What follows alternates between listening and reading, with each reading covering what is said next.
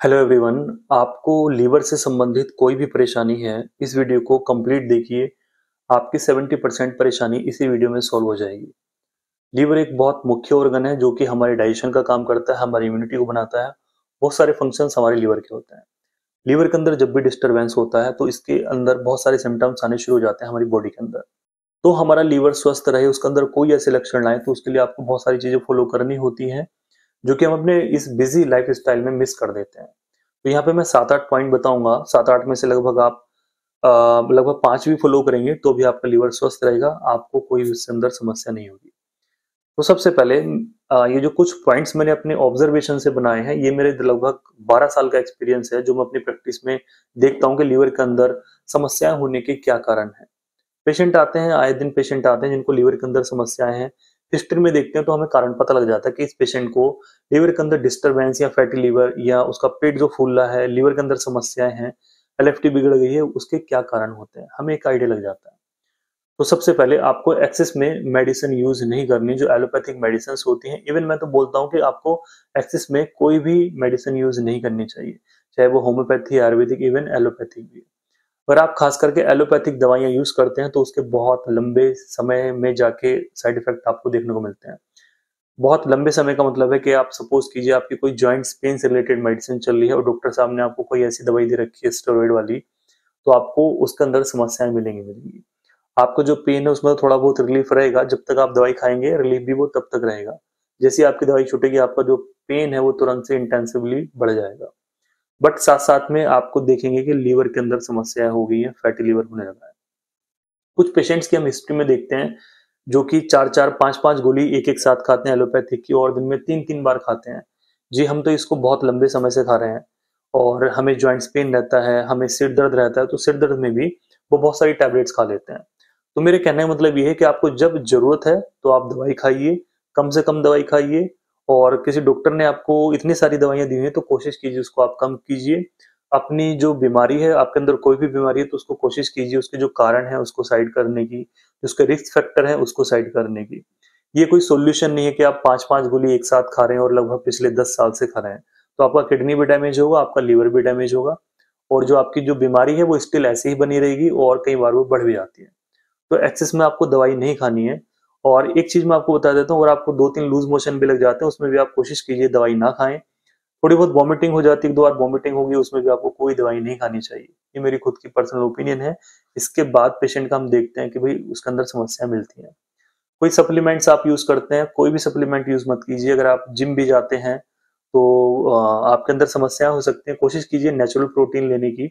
बहुत सारी चीजें आपको यूट्यूब पे मिल जाएंगी जो कि सप्लीमेंट्स के लिए मना करते हैं।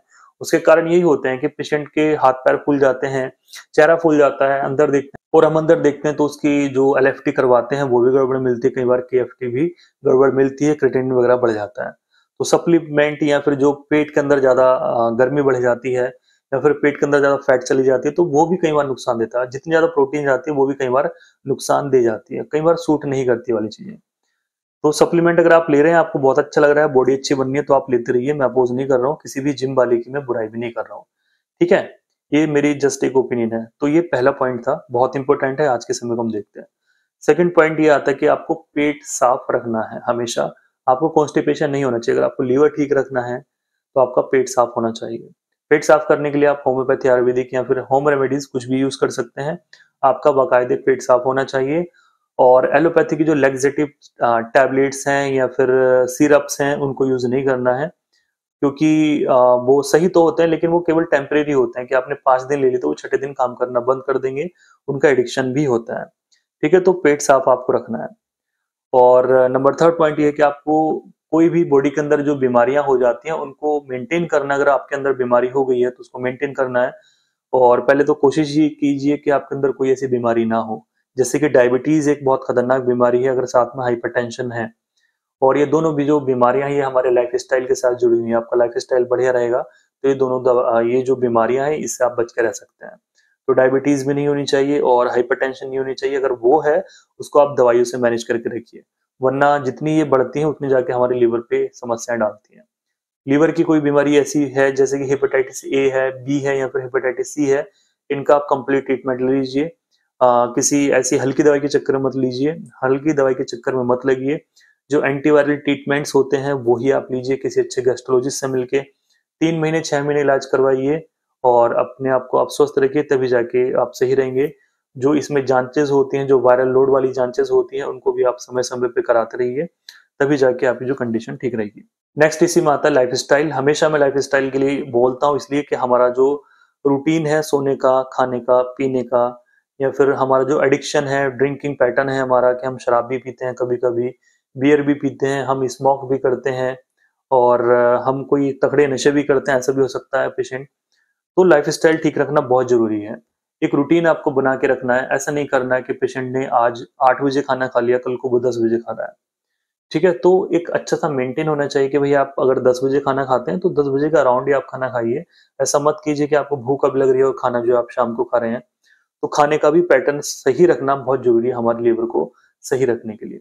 एडिक्शन की हम बात करते हैं तो सबसे पहला नुकसान शराब ही हमारे लीवर को देती है। अगर आप शराब पिएँगे तो सबसे पहले अ, उसको तोड़ना बहुत मुश्किल होता है। जो शराब हमारे लीवर के लिए जाती है, वो उसको तोड़ना बहुत मुश्किल होता है। लीवर के अंदर फैट आनी शुरू हो जाती है, फैटी लीवर बन जाता है, अल्कोहलिक लीवर डिजीज़ बन जाती है, जिसकी वजह से आने वाले समय में बहुत समस्याएँ पेशेंट को हो सकती हैं, फाइब्रोसिस हो सकता है, लिवर सिरोसिस हो सकता है। तो इन सारी चीज़ों से बचने के लिए आपको एडिक्शन बंद करने होंगे, राइट? लाइफ़स्टाइल में विशेष पॉइंट ये भी आता है कि आपको एक्सरसाइज़ ज़रूर करनी है और अपनी जो बॉडी का वेट है उसको बढ़ने नहीं देना है, तब जाके आपका लीवर ठीक रहेगा। नेक्स्ट इसी में आता है कि आप जैसे खाना खाते हैं आज के समय में पेशेंट के पास समय बहुत कम है, मतलब पेशेंट के पास क्या, सभी के पास समय बहुत कम है। किसी पेशेंट से अगर मैं बोल देता हूँ कि भाई आपको आधे घंटे में खाना खाना है, तो इतना समय उनके पास नहीं है, वो स्पीड से खाना खाते हैं। तो उसमें 2-3 से नुकसान होते हैं। एक तो खाना अच्छे से चबता नहीं है, अच्छे से पचता नहीं है और हम एक्स्ट्रा खा लेते हैं। अगर आप बहुत स्पीड से खाना खाएँगे, तो हमारे जो ब्रेन का सिग्नल है, ये डिस्टर्ब हो जाता है और आप 4 रोटी खा लेंगे, भूख आपको केवल अगर 2 रोटी की है, आप बहुत स्पीड में 4 रोटी खा लेंगे, तो पता नहीं लगेगा ब्रेन को, वो बाद में जाके एहसास होगा। और बाद में जाके एहसास होगा तो वही पेशेंट का पेट बहुत फूला-फूला लगेगा। कि डॉक्टर साहब मुझे तो भूख लगती है और मैं 4-4 रोटी खा लेता हूँ एक बार में, बट मेरा बाद में पेट फूल जाता है। स्पीड देखेंगे तो बहुत स्पीड से वो 4-4 रोटी खा लेते हैं।